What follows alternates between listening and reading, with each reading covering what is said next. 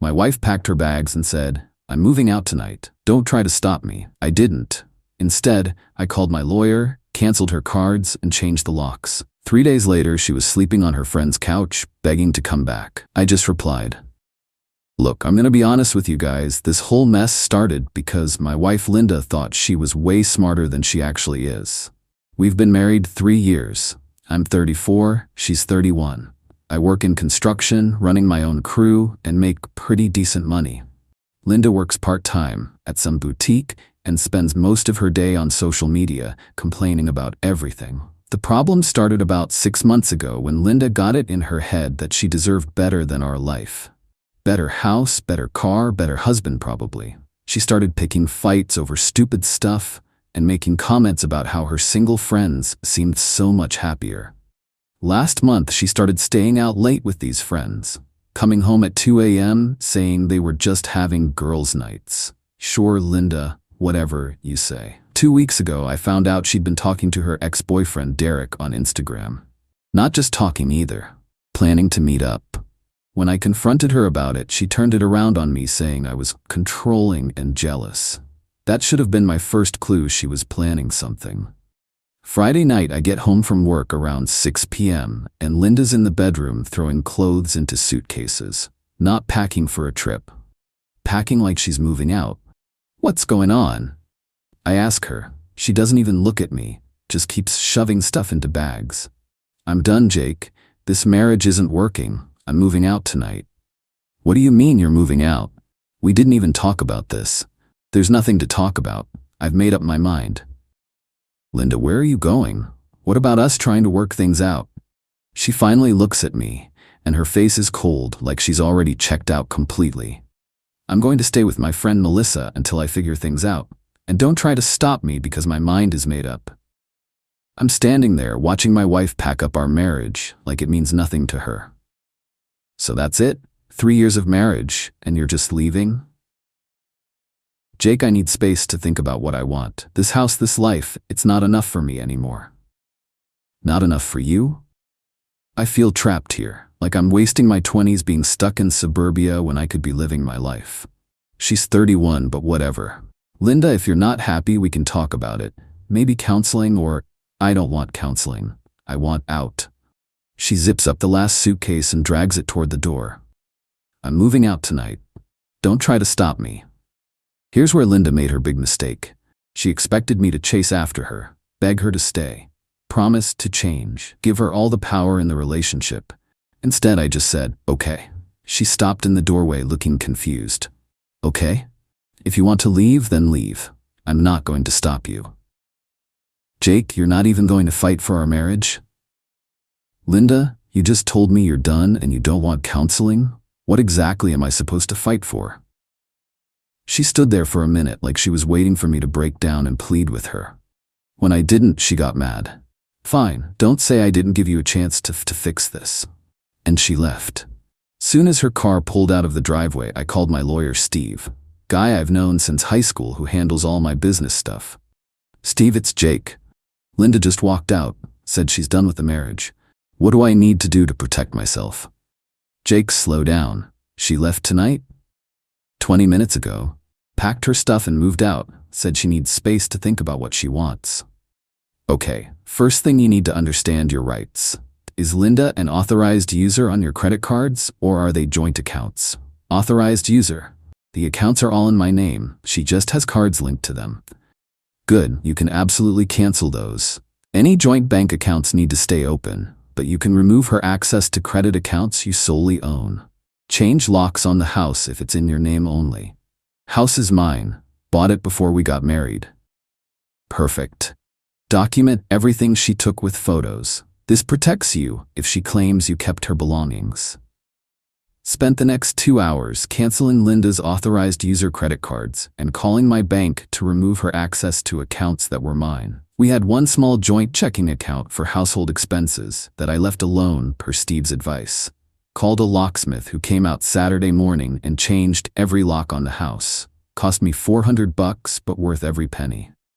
Saturday afternoon, I went through the house and took pictures of everything Linda had left behind.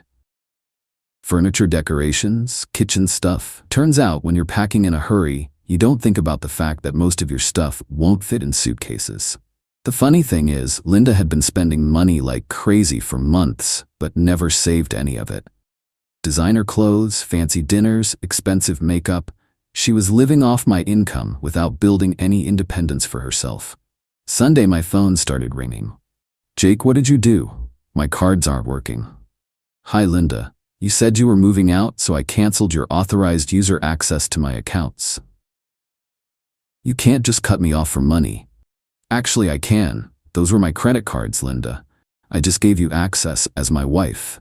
I didn't say I wanted a divorce. I said I needed space. What's the difference? You moved out and said you were done with our marriage. The difference is I'm still your wife, and I still have rights. Rights to what exactly? You moved out. You said the marriage wasn't working. You said you were done. Jake, this is ridiculous. I need money for basic expenses. Linda, you have a job. And you took money from our joint household account yesterday. Use that. She had taken about $800 from the joint account when she left. I'd seen the withdrawal. That's not enough to live on. Then maybe you should have thought about that before you decided to leave. She hung up on me. Monday, Linda's friend Melissa called me. This was interesting because Melissa was the one who'd been feeding Linda ideas about leaving me. Jake, this is Melissa. Linda is staying with me and she's really struggling. That's unfortunate. Jake, she made a mistake. She was emotional and didn't think it through. Melissa, Linda packed suitcases and moved out.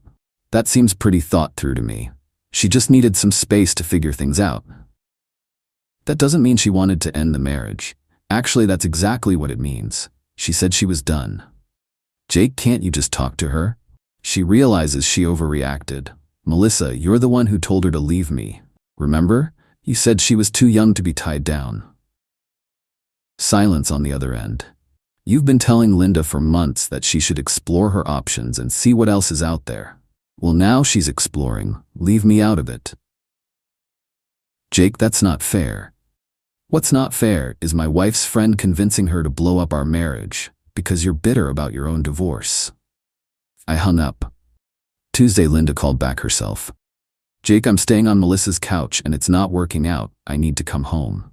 That's not your home anymore, Linda. You moved out, remember? Jake, I made a mistake. I was listening to bad advice from Melissa. So this was Melissa's idea? She kept telling me I was wasting my youth being married, that I should see what else was out there while I'm still young and attractive. And you believed her. Jake, I realize now that was stupid. Melissa's miserable and she wanted me to be miserable too. Linda, you didn't think it was stupid until your credit card stopped working. That's not true. Linda, if I hadn't cut off your access to my money, would you be calling me right now? She couldn't answer that. Jake, what do I have to do to fix this? There's nothing to fix. You wanted out. You got out. I changed my mind. Too bad, I didn't. Wednesday, she tried showing up at the house, rang the doorbell for 10 minutes, then started pounding on the door when I didn't answer. I watched her through the window, trying her old key in the lock. When it didn't work, she started yelling, Jake, I know you're in there. Open the door. My neighbor Bob came over to see what was going on. I went outside to talk to him. Everything okay, Jake? Linda moved out Friday. She's upset that I changed the locks.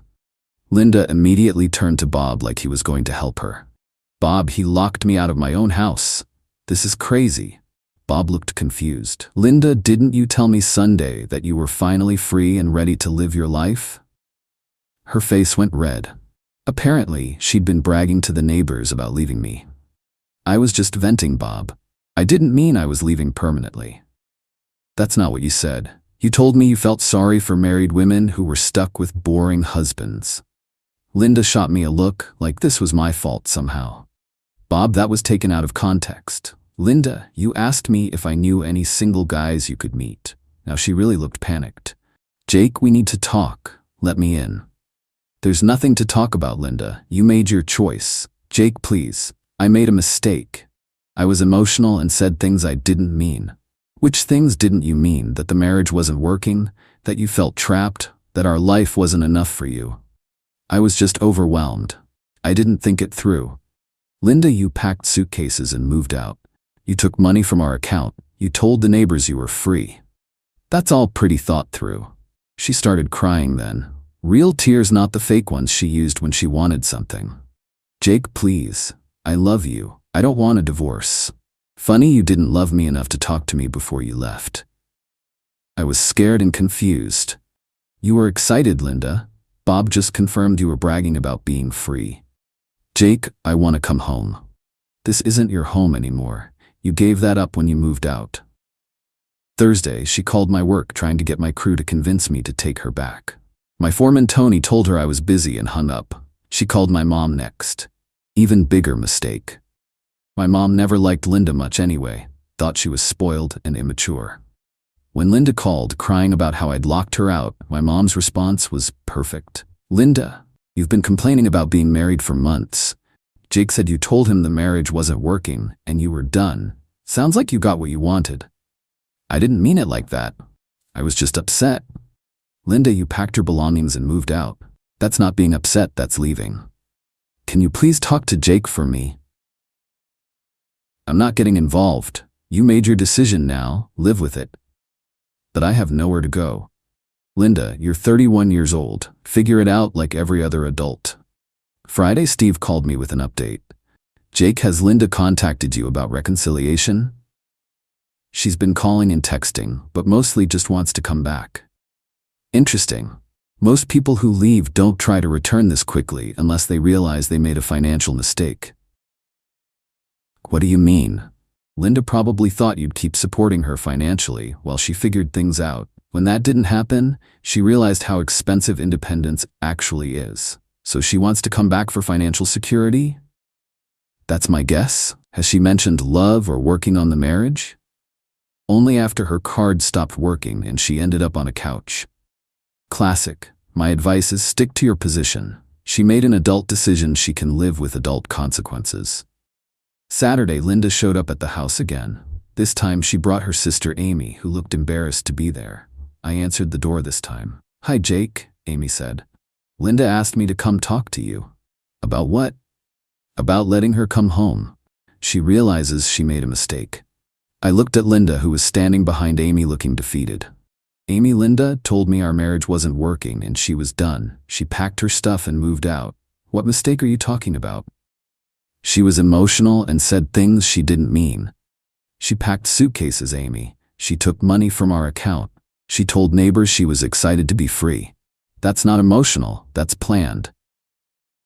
Jake, everyone makes mistakes. Don't you think your marriage is worth fighting for? I thought so.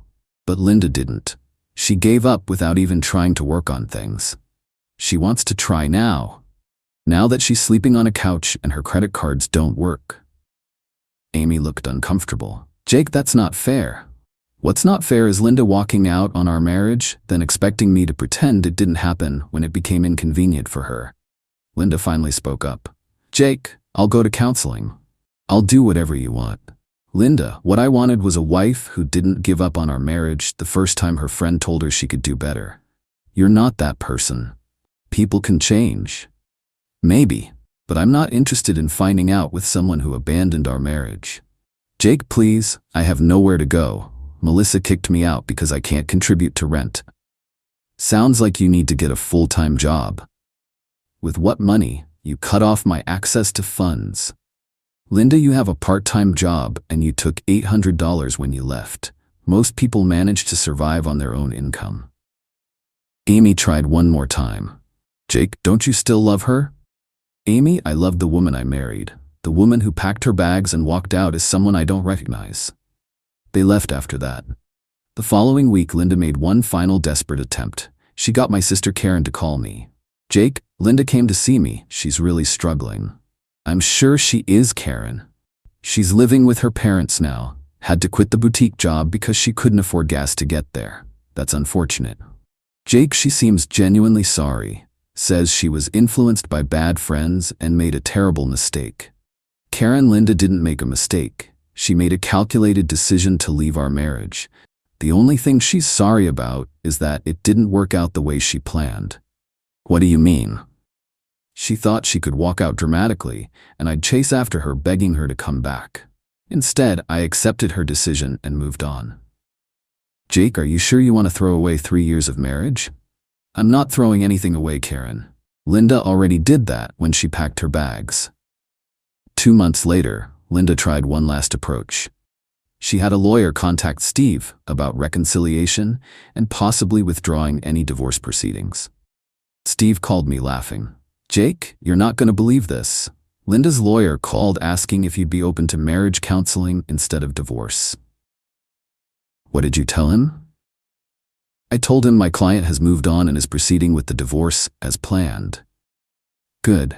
Jake, the interesting part is what Linda's lawyer let slip. Apparently she's been struggling financially and her parents are pressuring her to either get back together with you or become completely independent. So this is about money. Has to be. She's realizing that leaving a marriage means losing the financial security that comes with it.